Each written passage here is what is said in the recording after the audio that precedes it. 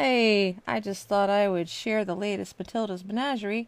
It took me a really long time to decide what Matilda had captured next.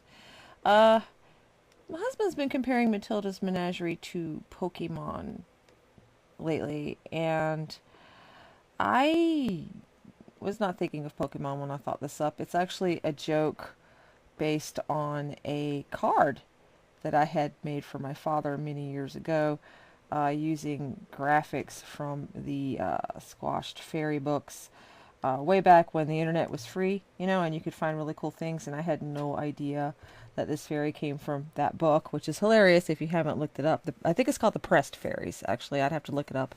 I don't want to interrupt the feed to do that.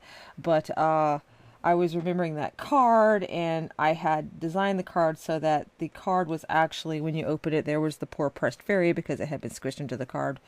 And so Matilda's Menagerie was born from an old card I had made my dad for his birthday, basically. Not Pokemon at all.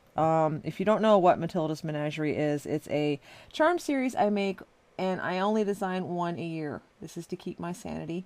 And the story is that Matilda was this prodigy of Merlin, and she decided to use her magic to study magical creatures, and her way of studying them was to, well, entrap them, kind of like Ghostbusters. So I guess I can see the Pokemon reference, but then again, I can also see a Ghostbuster reference, and there are so many things out there when which creatures are captured.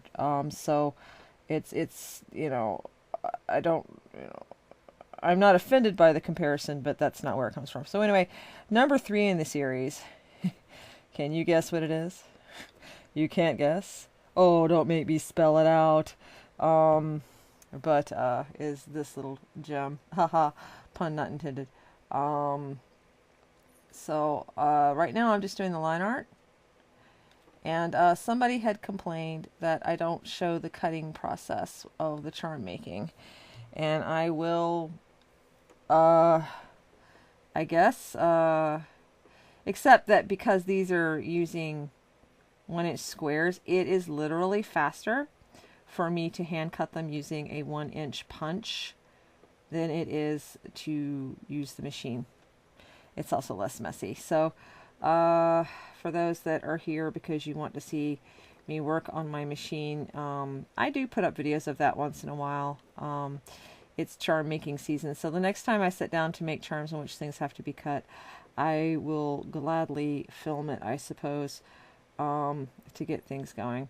Actually, there are some things that I will have to get cut for Matilda's Menagerie. I will try to remember to film it, but this is number 3 of her collection because everyone needs a mermaid butt. It's just, you need a mermaid butt. I'm pretty sure the rest of the mermaid is going to be trapped in the bauble, but this is the part that lucky collectors will get. I don't have very many of the first one, which was a common forest fairy, and the second one, which is a dragon, left because each run is limited.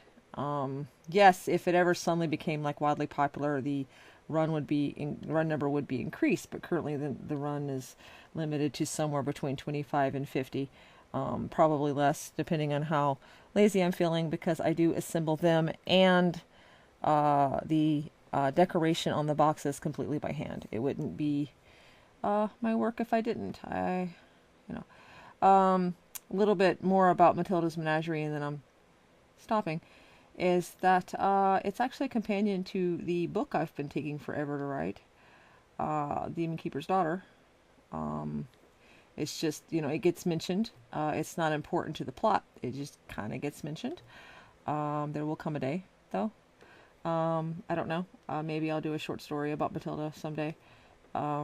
With everything that has gone on in my life, I'm content with what's going on. So when I get these scales done, she will be colored and beautified, and I will go to the next phase. I just thought I would share the number 3, iconic, sacred number 3 of Matilda's Menagerie and stuff.